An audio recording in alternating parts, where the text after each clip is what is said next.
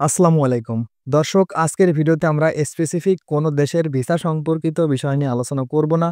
তবে আজকের ভিডিওতে আমরা এমন বিষয় নিয়ে আলোচনা করব, যেই বিষয়গুলো সম্পূর্ণ আমার বাস্তব অভিজ্ঞতা থেকে, আমার বাস্তব লাইফ থেকে নেওয়া, যেগুলো আমি প্রতিনিয়ত ফেস করে আসছি, যেগুলার সম্মুখীন আমি হইছি। এই সকল বিষয় নিয়ে আজকের ভিডিওতে আমরা আলোচনা করব। এবং বর্তমান যারা বিদেশে আসতে চাচ্ছেন তাদের সাথে কি হচ্ছে, এবং আপনি যদি বিদেশে আসতে চান অথবা বাংলাদেশেও সফল হতে চান, তাহলে আমি মনে করি ভাই আজকের এই ভিডিওটি আপনার জন্য খুবই গুরুত্বপূর্ণ হবে। কারণ আজকের ভিডিওতে আমরা এমন ৩ টি বিষয় নিয়ে আলোচনা করব, যেই বিষয়গুলো কিন্তু প্রতিনিয়ত বাংলাদেশের প্রত্যেকটা মানুষের ক্ষেত্রে কিন্তু এটা হচ্ছে।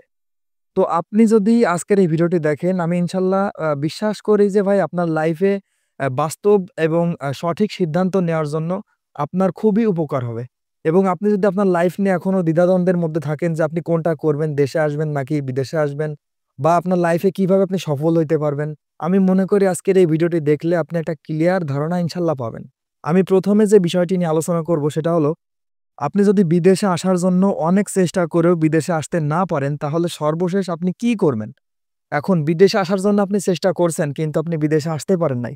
তাহলে কি আপনার লাইফটা ওইখানেই শেষ? না, আপনার লাইফটা এখানে শেষ না। এরপর আপনার করণীয় কি? সেই বিষয়গুলো নিয়ে আজকের ভিডিওতে আমরা জানব। এরপর আমরা জানব বর্তমান বাংলাদেশের সর্বোচ্চ বেশিরভাগ মানুষই কিন্তু বিদেশে আসার জন্য অনেক বেশি চেষ্টা করতেছে। কিন্তু অনেক চেষ্টা করেও বেশিরভাগ মানুষই কিন্তু ব্যর্থ হচ্ছে। বেশিরভাগ মানুষ কেন ব্যর্থ হচ্ছে এটা নিয়েও আজকের ভিডিওতে আমরা আলোচনা করব। এবং শেষে আমরা এমন কিছু কাজ নিয়ে আলোচনা করব যেই কাজগুলো একদম সহজ, এবং আপনি যদি এই কাজগুলো শিখে রাখেন, তাহলে আপনি যদি বিদেশে আসতে চান তাহলে আপনি সহজে সফল হতে পারবেন। অথবা যদি আপনি বিদেশে নাও আসতে পারেন তাহলেও কিন্তু বাংলাদেশে আপনার এটলিস্ট বসে থাকা লাগবে না, আপনি সহজেই সফল হইতে পারবেন। দেখেন, আপনি যদি বিদেশে আসার জন্য অনেক চেষ্টা করেও বিদেশে আসতে না পারেন, তাহলে সর্বশেষ আপনি কি করবেন? দেখেন ভাই, প্রথমত অবস্থা হচ্ছে কি, বাংলাদেশ থেকে বর্তমানে বিদেশে আসাটা অনেক টাফ। সেই ক্ষেত্রে দেখা যায় যে অনেকেই বাংলাদেশ থেকে মধ্যপ্রাচ্যে যায়। মধ্যপ্রাচ্যের ভিসাগুলো কিন্তু সহজেই পাওয়া যায়, আপনারা অনেকেই জানেন। যেমন কাতার, কুয়েত, ওমান, মালয়েশিয়া, সৌদি আরব, এই সকল দেশে কিন্তু সহজেই যাওয়া যায়। কিন্তু আপনার কাছে আমার একটা প্রশ্ন, যে আপনার আসলে এই সকল দেশে গিয়ে কত টাকা ইনকাম করার ইচ্ছা আছে? আমাদের বাংলাদেশ থেকে যদি আপনি মধ্যপ্রাচ্যে আসতে চান, তাহলেও আমি মনে করি যে ভাই মিনিমাম ৩ থেকে ৫ লাখ টাকা পর্যন্ত আপনার খরচ করতে হয়।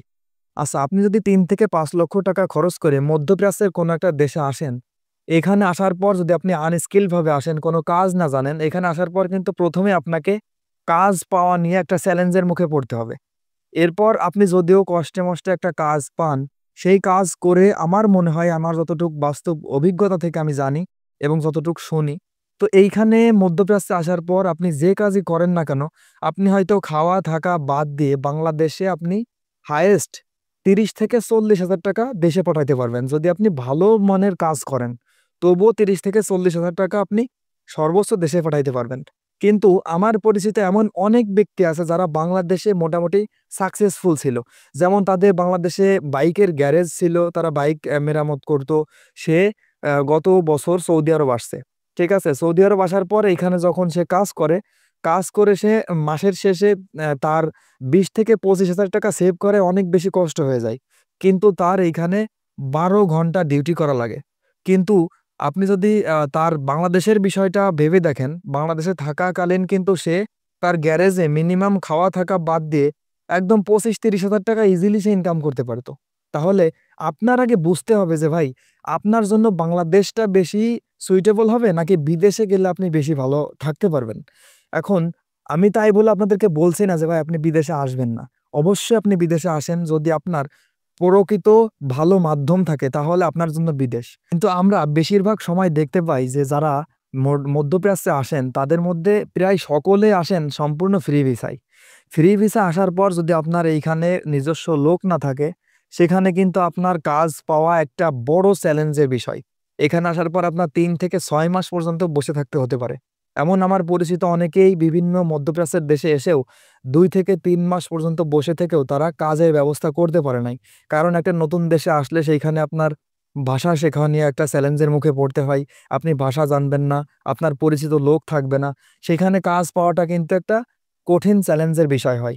তো আপনি যদি একটা পরিচিত লোকের সাথে আসেন বা পরিচিত লোকের কাছে এসে আপনি কাজ করতে চান, সেটা কিন্তু আপনার জন্য অনেক ভালো হবে। আমার পরিচিত এমন অনেকেই আছে যারা সৌদি আরবে থেকে ৳১,০০,০০০ ৳২,০০,০০০ ইনকাম করে। কিন্তু এমনও ব্যক্তি আছে যারা ইউরোপের সেন্ট্রাল কান্ট্রিতে থেকেও ৳১ থেকে ৳১,৫০,০০০ দেশে পাঠাইতে পারে না। তো এখন বিষয় হচ্ছে আপনি ইউরোপে আসবেন নাকি মধ্যপ্রাচ্যে আসবেন, সেইটা ডিপেন্ড করবে আগে যে আপনি কোন কাজ জানেন এবং আপনি যে এখানে আসবেন, আসার পর আপনি কার কাছে থাকবেন, কে আপনাকে সাপোর্টটা দিবে। এটা কিন্তু আপনার জানাটা খুবই জরুরি। কারণ যারা মধ্যপ্রাচ্যে আসে, লাইক সৌদি আরবের কথা আমি বলি এক্সাম্পল হিসেবে, আপনি যদি সৌদি আরবে যান, সেইখানে যাওয়ার পর যদি আপনি সম্পূর্ণ আনস্কিল হয়ে যান, যদি কনস্ট্রাকশনের কাজ করেন অথবা অন্যান্য ফ্যাক্টরিতে হোক বা আসলে সৌদি আরবে কিন্তু কাজটা করা অনেক বেশি কষ্টসাধ্য ভাই। অনেক বেশি গরম এবং আপনাকে কিন্তু সবচেয়ে নিম্ন কাজগুলোই দেবে। তো আপনার যখন ১ম অবস্থায় আপনি কাজ করবেন, সেখানে কিন্তু বাংলাদেশে আপনি ১৫-২০,০০০ টাকার বেশি ভাই পাঠাইতে পারবেন না। এটা কিন্তু আপনার জন্য অনেক বেশি কষ্ট হয়ে যাবে। ঠিক আছে?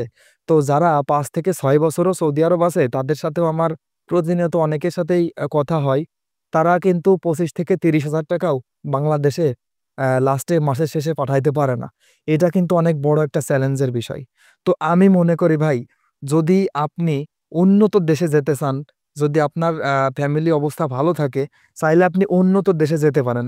সেই ক্ষেত্রে আপনার অবশ্যই উচিত হবে বাংলাদেশ থেকে ২ টা অথবা ৩ টা কাজ শিখে যাওয়া। কারণ আপনি যদি যেকোনো কাজ শিখে বিদেশের যেকোনো দেশে আসেন, সেখানে কিন্তু আপনি ভালো টাকা ইনকাম করতে পারবেন। কিন্তু ভাই আমার পরিচিত অথবা অন্যের পরিচিত বা আমরা ভিডিওতে YouTube এ, Facebook এ অনেক সময় দেখি যে বিভিন্ন দেশে আসার পর কাজ না পাওয়ার কারণে অনেকেই কিন্তু অনেক ডিপ্রেশনের মাঝে থেকেও সুইসাইড করে। এমন কিন্তু অনেকেই অনেক সময় আমরা দেখি। কারণ ভাই আপনি যখন বিদেশে আসবেন, অবশ্যই আপনাকে বাংলাদেশ থেকে ঋণ করে আসতে হবে, ধার দেনা হয়ে তারপরে কিন্তু আসতে হবে।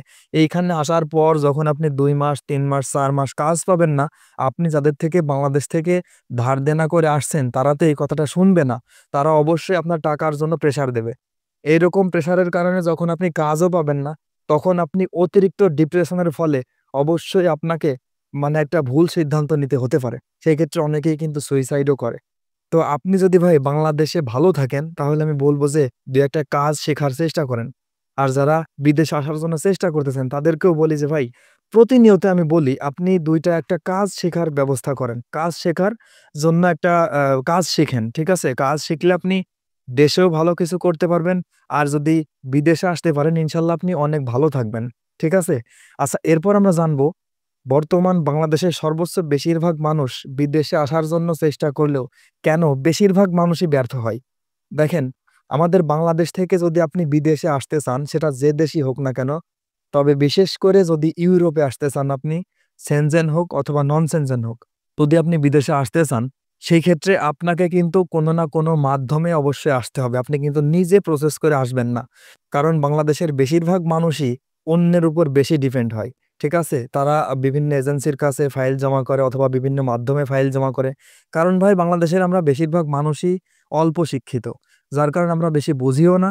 যার কারণে মনে করি যে একটা আ ফাইল জমা দিয়ে একটা এজেন্সির কাছে, উনি কাজ করুক, টাকা নিক, সমস্যা না, আমাকে পৌঁছায় দিলেই হলো।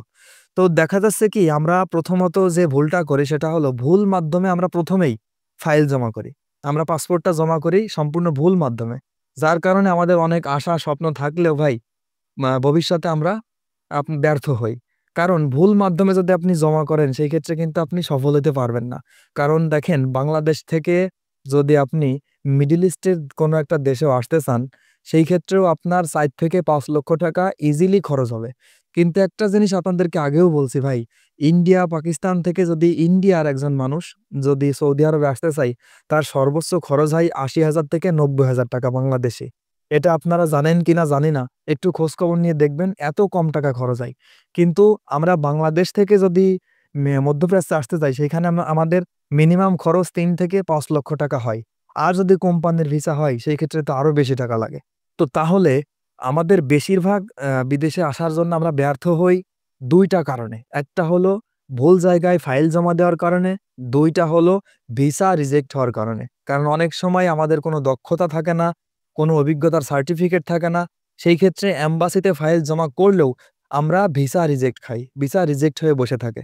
কারণ মধ্যপ্রাচ্যে যদি আসেন সেখানে তো ফ্রি ভিসায় ইজিলি আপনি আসতে পারবেন। কিন্তু যদি আপনার ইচ্ছা থাকে আপনি ইউরোপে আসবেন, ইউরোপে আসতে হলে কিন্তু আপনাকে অবশ্যই এম্বাসি ফেস করতে হয়। বিভিন্ন দেশের জন্য তো এম্বাসি ফেস করতে হয়। অন্যান্য কিছু কান্ট্রি আছে সেখানে এম্বাসি ফেস করা লাগে না।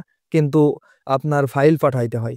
তো সেইখানে দেখা যায় যে আপনার যদি কোনো অভিজ্ঞতার সার্টিফিকেট না থাকে, তাহলে বেশিরভাগ মানুষই কিন্তু ভিসা রিজেক্ট হয়ে বসে থাকে।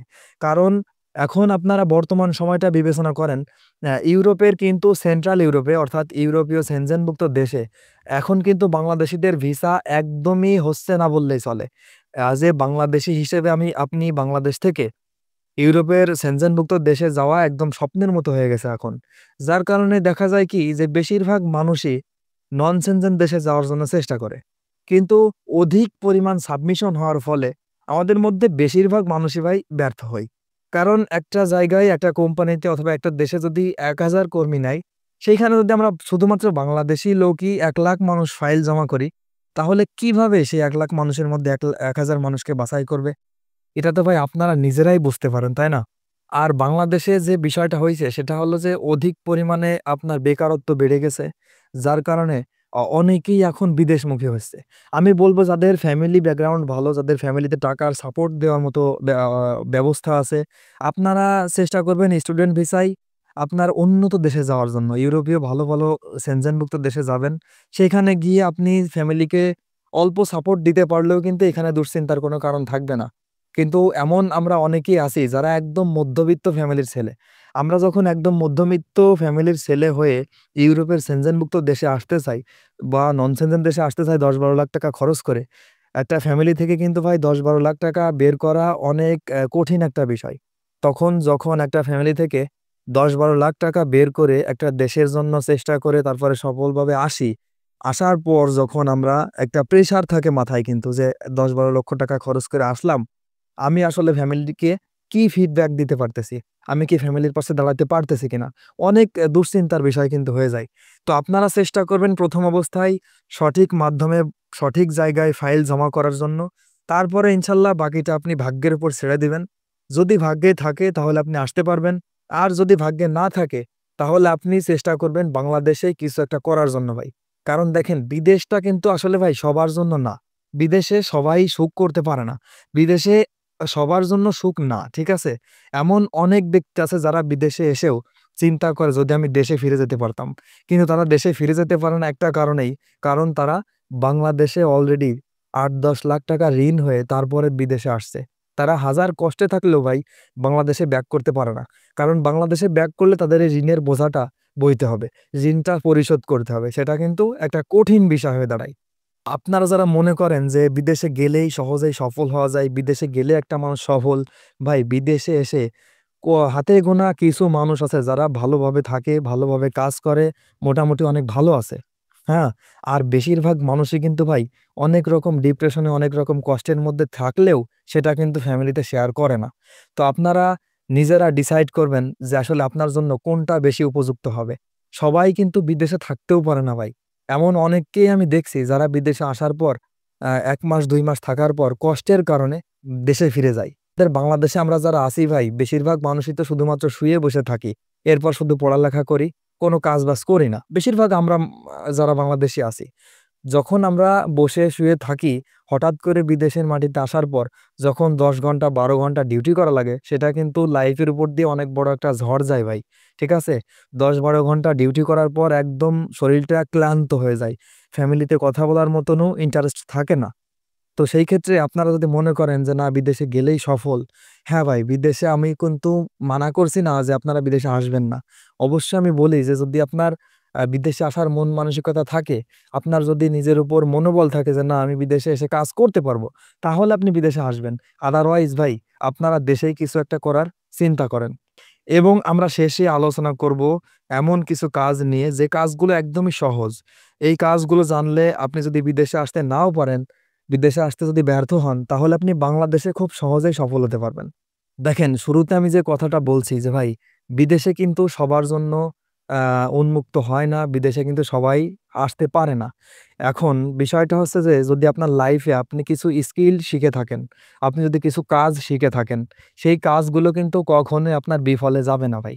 আপনি যদি এমন ৫ টি কাজ শিখে থাকেন যে কাজগুলোর চাহিদা বাংলাদেশেও আছে এবং বিদেশেও আছে। আপনি যদি এমন কিছু কাজ শিখে থাকেন, সেই কাজগুলো যদি আপনি শিখার পর বিদেশে আসতে পারেন তাহলে তো আলহামদুলিল্লাহ আপনি মোটামুটি ভালো টাকা ইনকাম করতে পারবেন এবং ভালো থাকবেন। এরপর যদি আপনি বিদেশে আসার জন্য ব্যর্থ হন, তাহলে আমি মনে করি আপনি দেশেই কিন্তু কোনো কিছু করে সহজেই সফল হতে পারবেন। এখন আপনি যদি কোনো কাজই না জানেন, শুধুমাত্র আপনি বিদেশে যাওয়ার জন্য চেষ্টা করে থাকেন যে, "না, আমি শুধুমাত্র বিদেশেই যাবো, বাংলাদেশে থেকে আমি কিছুই করব না।" এইটা আপনার ভুল ধারণা ভাই। কারণ আমি আগেই বলছি যে, বিদেশটা সবার জন্য পারফেক্ট না, বিদেশে সবার জন্য স্যুট করে না ভাই। কারণ বিদেশে আসার পর আপনার অনেক কষ্ট করা লাগবে এখানে। ঠিক আছে? আর আপনি যদি বাংলাদেশে নিজস্ব কোনো ব্যবসা দাঁড় করাইতে পারেন অথবা নিজে যদি কোনো উদ্যোক্তা হন, সেই ক্ষেত্রে কিন্তু আপনি নিজেই ভালো টাকা ইনকাম করে সহজেই সাকসেস হইতে পারবেন এবং ফ্যামিলির সাথে থাকতে পারবেন। যারা বিদেশে থাকে তাদের সবচেয়ে বড় কষ্ট হয় কিন্তু ভাই ফ্যামিলি ছাড়া থাকা। এখন যে কাজগুলো নিয়ে আলোচনা করব, এই কাজগুলো আপনি যদি জেনে বাংলাদেশে থাকেন অথবা বিদেশেও আসেন, আপনি সহজেই সফল হতে পারবেন। এই কাজগুলোর মধ্যে ১ম যে কাজটা আছে সেটা হলো রেস্টুরেন্টের শেফ অথবা কুক যে কাজটা আমরা বলি, সেটা হলো রেস্টুরেন্টে পিজ্জা বানানো হোক বা রেস্টুরেন্টে খাবার বানানো হোক। এই কাজগুলোর চাহিদা কিন্তু ভাই বিদেশে প্রত্যেকটা দেশেই ব্যাপক চাহিদা রয়েছে। কারণ প্রত্যেকটা দেশে কিন্তু অনেক রেস্টুরেন্ট আছে, অনেক আ হোটেল আছে। এইগুলাতে কিন্তু এই কাজগুলোর চাহিদা অনেক বেশি। তো আপনি যদি এই কাজগুলো শিখে বিদেশে আসতে পারেন তাহলে আপনি সহজেই সফল হতে পারবেন। অথবা যদি এই কাজগুলো শিখে আপনি বাংলাদেশে নিজস্ব কোনো একটা রেস্টুরেন্টও করতে পারেন, সেখান থেকেও কিন্তু আপনি সহজেই সফল হওয়ার দিকে যেতে পারেন এবং সহজে সফল হতে পারবেন। এরপর যে কাজটা নিয়ে আলোচনা করব সেটা হচ্ছে ড্রাইভিং। আপনি যদি ড্রাইভিং এর কাজে বিদেশে আসেন, এখানে আসার পর বিদেশের যে দেশে আসবেন না কেন আপনি নিজস্ব কায়দায় ভালো টাকা ইনকাম করতে পারবেন। অথবা যদি আপনি মনে করেন যে না আপনি বিদেশে আসার জন্য ব্যর্থ হইছেন, বাংলাদেশেই কিছু একটা করবেন, তাহলে অবশ্যই আপনি ভাই নিজের টাকা দিয়ে নিজে একটা গাড়ি কিনে ভাড়ায় চালাইতে পারেন। সেখানেও কিন্তু ভালো টাকা ইনকাম করা সম্ভব। এরপর আমরা প্রধান যে বিষয়টি নিয়ে আলোচনা করব সেটা হলো আইটি রিলেটেড যে কাজগুলো আছে। সেটা টেকনোলজি হোক অথবা মোবাইল গ্রাফিক ডিজাইন হোক অথবা ভিডিও এডিটিং হোক অথবা আপনার ফেসবুকে মার্কেটিং হোক, এই কাজগুলো আপনি শিখে রাখার চেষ্টা করবেন। এই কাজগুলো কিন্তু ভাই কখনোই ব্যর্থ হবে না বা বিফলে যাবে না। এই কাজগুলো শিখে যদি আপনি বিদেশে আসতে পারেন, বিশ্বাস করেন ভাই বিদেশের অনেক চাহিদা এই কাজগুলোর। অথবা যদি আপনি চেষ্টা করেন যে না আপনি বাংলাদেশে থেকেই বিভিন্ন ভিডিও মেকিং করবেন যেটা আপনার দক্ষতা আছে। দেখেন ভিডিও মেকিংটা কিন্তু সবার পক্ষে হয় না। সবার দ্বারা কিন্তু এই ধৈর্যটা থাকে না। আপনার যদি ইচ্ছা থাকে যে না আমি ভিডিও এডিটিং করব অথবা গ্রাফিক ডিজাইন করব, এগুলাতে কিন্তু ভাই প্রচুর ইনকাম। আর আমার কথাগুলো শুনে ভাই আপনারা অনেকেই মনে করতে পারেন যে ভাই আপনি কি করছেন? হ্যাঁ ভাই, আমি হয়তোবা অনেক কিছু করতে পারিনি কিন্তু আলহামদুলিল্লাহ আমার মধ্যে অনেকগুলো স্কিল আছে যে স্কিলগুলো দিয়ে আমি বাংলাদেশেও মোটামুটি ভালোভাবে থাকতে পারবো। এতটুকু আত্মবিশ্বাস আমার মধ্যে আছে ভাই। এতটুকু স্কিলড আমার মধ্যে আছে। এজন্য আমি আপনাদেরকে সবসময় বলি ভাই, লাইফে যখন দেখবেন যে আপনি ব্যর্থ হইছেন, ওই ব্যর্থতার থেকেই আপনার লাইফটা আবার নতুন করে শুরু করতে হবে। কারণ আপনি ব্যর্থ হইছেন তার মানে কিন্তু এখানে শেষ না। কারণ আপনি লাইফটা তো ২ বার পাবেন না। আপনার লাইফ কিন্তু ভাই একটাই। এজন্য আপনার সেই শেষ থেকে আবার শুরু করতে হবে। তো আপনাকে আমি অনুরোধ করব, আপনার যে কাজগুলো আপনার শিখতে ভালো লাগে, যে কাজগুলোর প্রতি আপনার ইন্টারেস্ট বেশি, এই কাজগুলো অন্তত আপনি শিখে রাখার চেষ্টা করবেন। তাহলে আপনি বিদেশে আসতে পারলেও সফল হবেন। আদারওয়াইজ যদি আপনি বিদেশে না আসতে পারেন, তবুও কিন্তু আপনি দেশে সফল হবেন। সেই ক্ষেত্রে আপনার কিন্তু ডিপ্রেশনের মধ্যে থাকতে হবে না। আর একটা জিনিস সেটা হলো চেষ্টা করবেন শুধু বেকার অবস্থায় বসে না থেকে যেকোনো একটা কাজ করার জন্য। আর একটা কথা, যারা বিদেশে আসতে চাচ্ছেন কিন্তু পাশাপাশি কাজও করেন, কাজটা ছেড়ে দিতে চাচ্ছেন, আমি বলব যে ভাই সম্পূর্ণ ভিসা অ্যাপ্রুভাল হবে আপনার, ভিসা হয়ে যাবে, ভিসা সঠিক থাকবে। তারপর আপনারা সেই কাজটা ছেড়ে দেওয়ার চেষ্টা করবেন। আর মেক্সিমাম মানুষ কিন্তু বর্তমান সময়ে যেহেতু গ্রাম্য পর্যায়েও অনেক দালাল আছে, যারা সম্পূর্ণ প্রতারিত করে মানুষকে। সেই সকল মানুষ কিন্তু মানুষকে বিভিন্ন সময় ভুয়া ভিসা, ভুয়া পারমিট, ভুয়া পেপারস দিয়ে মানুষের স্বপ্ন আশা সবকিছু একদম নিঃশেষ করে দেয়। এজন্য এই সকল বিষয় থেকেও আপনি অবশ্যই সতর্ক থাকবেন। আর ভিডিওর শেষে এসে আমি যে কথাটা বলব, সেটা হলো ভাই আপনাকে আমি বলছি না যে আপনি বিদেশে আসবেন না অথবা আপনাকে আমি বলছি না যে আপনি দেশে থাকবেন না। আপনি আগে নিজের সাথে বুঝে দেখবেন যে আসলে আপনার পক্ষে কোনটা সম্ভব হবে, কোনটা পসিবল হবে। সেই কাজটা আপনি করার চেষ্টা করবেন। অযথা ভাই আপনি জোর করে আপনার লাইফের সাথে অন্য কিছু করার চেষ্টা করবেন না। দেখা যাচ্ছে যে আপনি বাড়ি থেকে কোথাও থাকতে পারেন না। এমন কিন্তু অনেকেই আছে যারা বাড়ি থেকে দূরে থাকতে পারে না।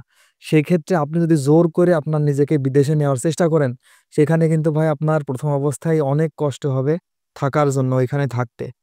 তো আশা করি আমার কথাগুলো আপনারা বুঝতে পারছেন। আর যদি পুরো ভিডিওটি আপনি দেখে থাকেন তাহলে আপনাকে অসংখ্য ধন্যবাদ।